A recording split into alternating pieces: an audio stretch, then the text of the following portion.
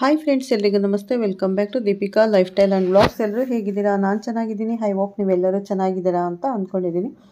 Please friends, ಈ ವಿಡಿಯೋನ ಫಸ್ಟಿಂದ ಕೊನೆವರೆಗೂ ಸ್ಕಿಪ್ ಮಾಡದೆ ನೋಡಿ. ನಿಮ್ಗೆ ಇಷ್ಟ ಆದರೆ ಲೈಕ್ ಕೊಡೋದನ್ನು ಖಂಡಿತ ಮರಿಬೇಡಿ. ಮತ್ತು ಓಂ ಶನೇಶ್ವರಾಯ ನಮಃ ಅಂತ ಒಂದು ಕಮೆಂಟ್ ಮಾಡಿ. ನಾನಿವಾಗ ತಿಳಿಸ್ಕೊಡ್ತಾ ಇದ್ದೀನಿ. ಮಕರ ರಾಶಿಯವರನ್ನು ನಿಸ್ವಾರ್ಥದಿಂದ ಪ್ರೀತಿಸುವಂಥ 3 ರಾಶಿಯವರು ಯಾರು? ಆ ರಾಶಿಯವರ ಜೊತೆ ನಿಮ್ಮ ಹೊಂದಾಣಿಕೆ ಹೇಗಿರುತ್ತೆ? ಮಕರ ರಾಶಿಯವರು ಈ 3 ರಾಶಿಯವರ ಜೊತೆ ಸ್ನೇಹನೇ ಆಗಲಿ, ಪ್ರೀತಿನೇ ಆಗಲಿ, ವ್ಯವಹಾರನೇ ಆಗಲಿ ಮಾಡಬಹುದು. ಈ 3 ರಾಶಿಗಳ ಬಗ್ಗೆ ಇವತ್ತಿನ ವಿಡಿಯೋದಲ್ಲಿ ತಿಳಿಸ್ಕೊಡಲಿದ್ದೇನೆ. ಈ 3 ರಾಶಿಯವರು ನಿಮ್ಮ ಜೀವನದಲ್ಲಿ ಯಾವತ್ತಿಗೂ ದ್ರೋಹವನ್ನು ಮಾಡುವವರಲ್ಲ. ನಂಬಿಕೆಗೆ ಅರ್ಹರಾದಂತಹ ವ್ಯಕ್ತಿಗಳಾಗಿರುತ್ತಾರೆ. ಕಣ್ಣು ಮುಚ್ಚಿಕೊಂಡು ಇವರನ್ನು ನೀವು ನಂಬಬಹುದು. ನೀವು ನಿಮ್ಮ ಲೈಫಲ್ಲಿ ಅನೇಕ ವ್ಯಕ್ತಿಗಳನ್ನು ಭೇಟಿಯಾಗ್ತಾ ಇರ್ತೀರ. ಪ್ರತಿದಿನ ನಿಮ್ಮ ಸ್ಕೂಲ್ ಲೈಫಲ್ಲಿ ಆಗಿರಲಿ, ಕಾಲೇಜ್ ಲೈಫಲ್ಲಾಗಲಿ, ಆಫೀಸ್ನಲ್ಲಾಗಲಿ, ನಿಮ್ಮ ಸುತ್ತಮುತ್ತ ಆಗಲಿ, ನಿಮ್ಮ ಅಕ್ಕಪಕ್ಕ ನೀವು ಟ್ರಾವೆಲ್ ಮಾಡುವಾಗ ಕೆಲವೊಂದಿಷ್ಟು ವ್ಯಕ್ತಿಗಳನ್ನು ನಾವು ಮೀಟ್ ಮಾಡ್ತೀವಿ. ಆದರೆ ಅವರ ವೈಬ್ಸು ನಿಮ್ಮ ವೈಬ್ಸ್ ಮ್ಯಾಚ್ ಆಗ್ತಾ ಇರಲ್ಲ. ಕೆಲವೊಂದು ಸರಿ ನೋಡಿದರೆ, ಒಬ್ಬರನ್ನು ನೋಡಿದರೆ ತುಂಬ ಇರಿಟೇಟ್ ಅನ್ನಿಸ್ತಾ ಇರುತ್ತೆ, ತುಂಬ ಇರಿಟೇಷನ್ ಫೀಲ್ ಆಗ್ತಾ ಇರುತ್ತೆ. ಕೆಲವೊಬ್ಬರನ್ನು ನೋಡಿದರೆ ತುಂಬ ಇಷ್ಟ ಆಗ್ತಾರೆ. ಕೆಲವೊಬ್ಬರು ತಟ್ ಅಂತ ಪ್ರೋಸೆಸ್ ಮತ್ತು ಥಾಟ್ ಪ್ರೋಸೆಸ್ಗೆ ಮ್ಯಾಚ್ ಆಗ್ತಾ ಇರಲ್ಲ.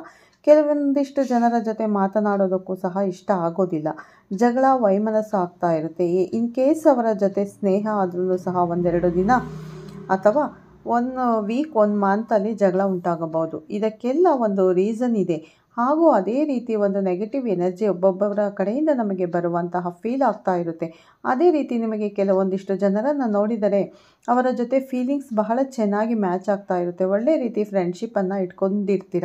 ಮಕರ ರಾಶಿಯವರಿಗೆ ಸ್ನೇಹಿತರು ಸ್ವಲ್ಪ ಲಿಮಿಟೆಡ್ ಆಗೇ ಇರ್ತಾರೆ. ಆದರೆ ನೀವು ನಿಮ್ಮ ಹಳೆಯ ಸ್ನೇಹಿತರನ್ನು, ನಿಮ್ಮ ಚೈಲ್ಡ್ಹುಡ್ ಫ್ರೆಂಡ್ಸನ್ನು ಯಾವತ್ತಿಗೂ ಮರೆಯೋದಿಲ್ಲ. ಆ ಮೆಮೊರೀಸ್ನೆಲ್ಲ ತುಂಬ ಚೆನ್ನಾಗಿ ಇಟ್ಕೊಂಡೇ ಇರ್ತೀರ. ತಲೆಯಲ್ಲಿ ಅವರ ಜೊತೆ ತುಂಬ ಅಟ್ಯಾಚ್ಮೆಂಟನ್ನು ಸಹ ಇಟ್ಕೊಂಡಿರ್ತೀರ. ನಿಮ್ಮ ಬಾಲ್ಯ ಸ್ನೇಹಿತರೊಂದಿಗೆ ಇದಕ್ಕೆಲ್ಲ ಒಂದು ಕಾರಣ ಇದೆ. ಮಕರ ರಾಶಿಯವರನ್ನು ಹೆಚ್ಚಾಗಿ ಅರ್ಥ ಮಾಡಿಕೊಳ್ಳುವಂತಹ, ಪ್ರೀತಿಸುವಂತಹ, ಆರಾಧಿಸುವಂತಹ ರಾಶಿಗಳಲ್ಲಿ ಮೊದಲನೆಯವರು ಯಾರು ಅಂತ ನೋಡೋದಾದರೆ ವೃಷಭ ರಾಶಿಯವರು. ಮಕರ ರಾಶಿ ಪೃಥ್ವಿ ತತ್ವರಾಶಿ ಹಾಗೂ ವೃಷಭ ರಾಶಿಯೂ ಸಹ ಪೃಥ್ವಿ ತತ್ವರಾಶಿಯಲ್ಲೇ ಬರುತ್ತದೆ. ಇವರಿಬ್ಬರ ಮೈಂಡ್ಸೆಟ್, ಇವರು ಯೋಚಿಸುವಂತಹ ರೀತಿ ಒಂದೇ ರೀತಿಯಾಗಿರುತ್ತದೆ. ಇಬ್ಬರಿಗೂ ಒಳ್ಳೆಯ ಮನಿ ಮ್ಯಾನೇಜ್ಮೆಂಟ್ ಸ್ಕಿಲ್ಸನ್ನು ಇದೆ. ಮಕರ ರಾಶಿನೂ ಅಷ್ಟೇ ತುಂಬ ಹಣವನ್ನು ಉಳಿತಾಯ ಮಾಡೋದ್ರಲ್ಲಿ ತುಂಬ ಯೋಚನೆ ಮಾಡಿ ಉಳಿತಾಯವನ್ನು ಮಾಡುವವರಾಗಿರ್ತಾರೆ.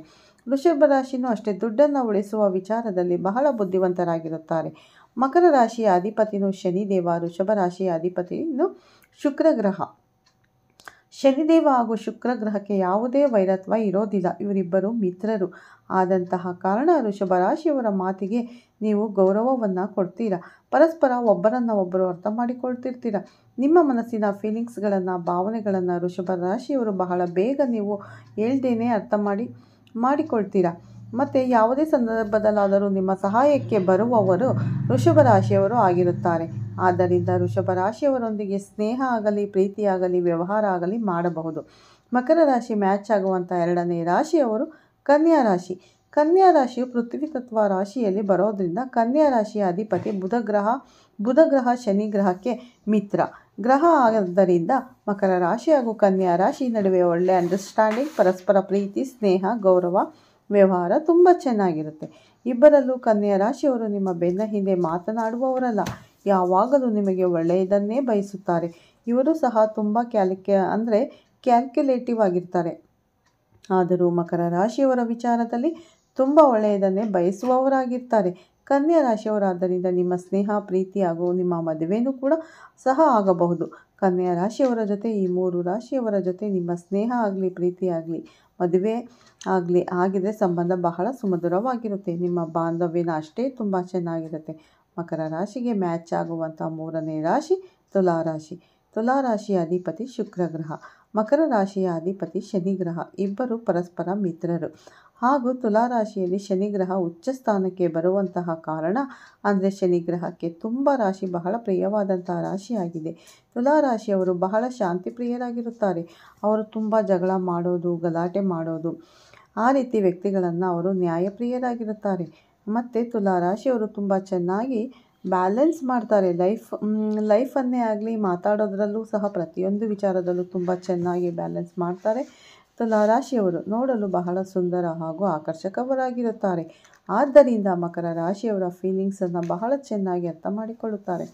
ಇವರು ನಿಮ್ಮ ಹೆಗಲಿಗೆ ಹೆಗಲು ಕೊಟ್ಟು ನಿಮ್ಮ ಹೆಚ್ಚಾಗಿ ಪ್ರೀತಿ ಮಾಡುವ ರಾಶಿಯವರಲ್ಲಿ ತುಲಾ ರಾಶಿಯವರು ಬರ್ತಾರೆ. ಯಾಕಂದರೆ ತುಲಾ ರಾಶಿಯ ಅಧಿಪತಿ ಶುಕ್ರ ಗ್ರಹ ಅಂದರೆ ಪ್ರೀತಿ, ಪ್ರೇಮ, ಪ್ರಣಯ, ಆಕರ್ಷಣೆಗೆ ಕಾರಕನಾದಂತಹ ಗ್ರಹ. ಆದ್ದರಿಂದ ತುಲಾ ರಾಶಿಯವರು ಮಕರ ರಾಶಿಯವರನ್ನು ತನ್ನ ಹೃದಯದಿಂದ ನಿಸ್ವಾರ್ಥವಾಗಿ ಪ್ರೀತಿ ಮಾಡ್ತಾರೆ. ಇವಿಷ್ಟು ವಿಚಾರಗಳು ಮಕರ ರಾಶಿಯವರನ್ನು ನಿಸ್ವಾರ್ಥವಾಗಿ ಪ್ರೀತಿ ಮಾಡುವಂತಹ ರಾಶಿಗಳಾಗಿತ್ತು. ಈ ವಿಡಿಯೋ ನಿಮಗೆ ಇಷ್ಟ ಆಗಿದೆ ಅಂತ ಭಾವಿಸ್ತೀನಿ. ಇಷ್ಟ ಆಗಿದೆ ನಮ್ಮ ಚಾನಲನ್ನು ತಪ್ಪದೇ ಸಬ್ಸ್ಕ್ರೈಬ್ ಮಾಡ್ಕೊಳ್ಳಿ. ಈ ವಿಡಿಯೋಗೆ ಒಂದು ಲೈಕ್ ಕೊಡೋದನ್ನು ಮರಿಬೇಡಿ. ನಿಮ್ಮ ಫ್ರೆಂಡ್ಸ್ ಆ್ಯಂಡ್ ಫ್ಯಾಮಿಲಿ ಗ್ರೂಪಲ್ಲಿ ವಿಡಿಯೋನ ಹೆಚ್ಚು ಶೇರ್ ಮಾಡಿ ಅಂತ ಕೇಳ್ತೀನಿ. ಮತ್ತು ನಿಮ್ಮ ಅಭಿಪ್ರಾಯಗಳನ್ನು ತಪ್ಪದೇ ನನಗೆ ಕಮೆಂಟ್ ಬಾಕ್ಸಲ್ಲಿ ತಿಳಿಸಿ ಅಂತ ಕೂಡ ಕೇಳ್ತೀನಿ.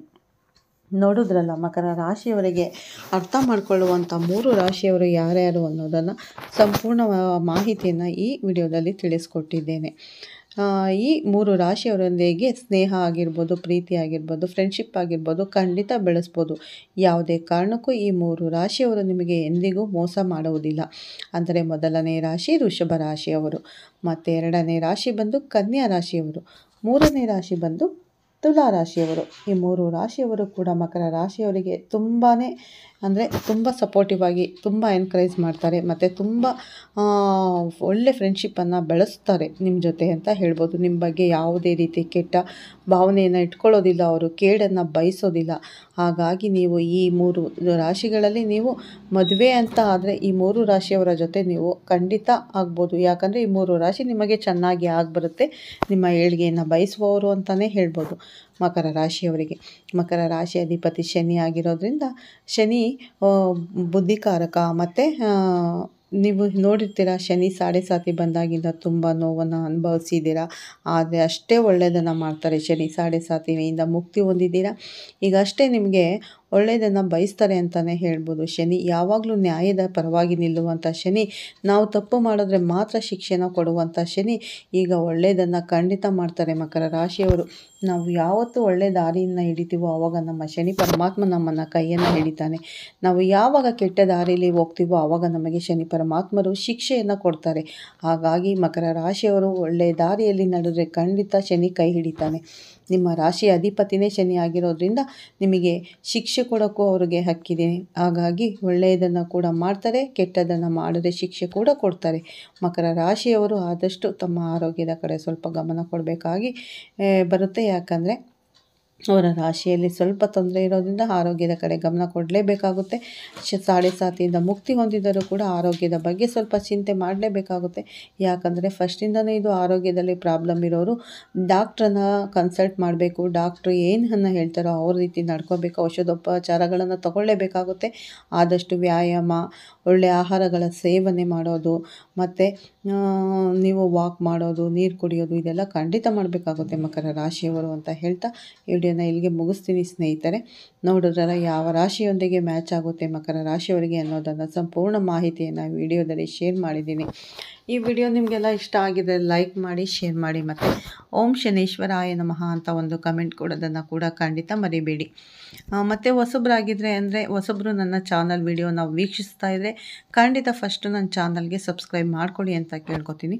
ಮತ್ತು ಪಕ್ಕದಲ್ಲಿರೋ ಬೆಲ್ಲೈಕನನ್ನು ಪ್ರೆಸ್ ಮಾಡಿ. ನಾನು ಹಾಕೋ ಪ್ರತಿಯೊಂದು ವಿಡಿಯೋ ನಿಮಗೆ ನೋಟಿಫಿಕೇಷನ್ಗೆ ಬರುತ್ತೆ, ತಕ್ಷಣ ನೋಡ್ಬೋದು. ಓಕೆ ಫ್ರೆಂಡ್ಸ್, ನಾನು ಇವಾಗ ಈ ವಿಡಿಯೋ ಎಂಡ್ ಮಾಡ್ತೀನಿ. ಮತ್ತೆ ಸಿಗೋಣ ನಾವು ಮುಂದಿನ ಉತ್ತಮ ರಾಶಿ ಭವಿಷ್ಯದೊಂದಿಗೆ, ಉತ್ತಮ ಮಾಹಿತಿಯೊಂದಿಗೆ ಅಂತ ಹೇಳ್ತಾ ವಿಡಿಯೋನ ಇಲ್ಲೇ ಮುಗಿಸ್ತೀನಿ. ಓಕೆ, ಬಾಯ್, ಟೇಕ್ ಕೇರ್. ತಮ್ಮೆಲ್ಲರಿಗೂ ಧನ್ಯವಾದಗಳು. ಮತ್ತೆ ಸಿಗೋಣ ಮುಂದಿನ ವಿಡಿಯೋದಲ್ಲಿ. ಓಕೆ, ಬಾಯ್, ಟೇಕ್ ಕೇರ್ ಫ್ರೆಂಡ್ಸ್.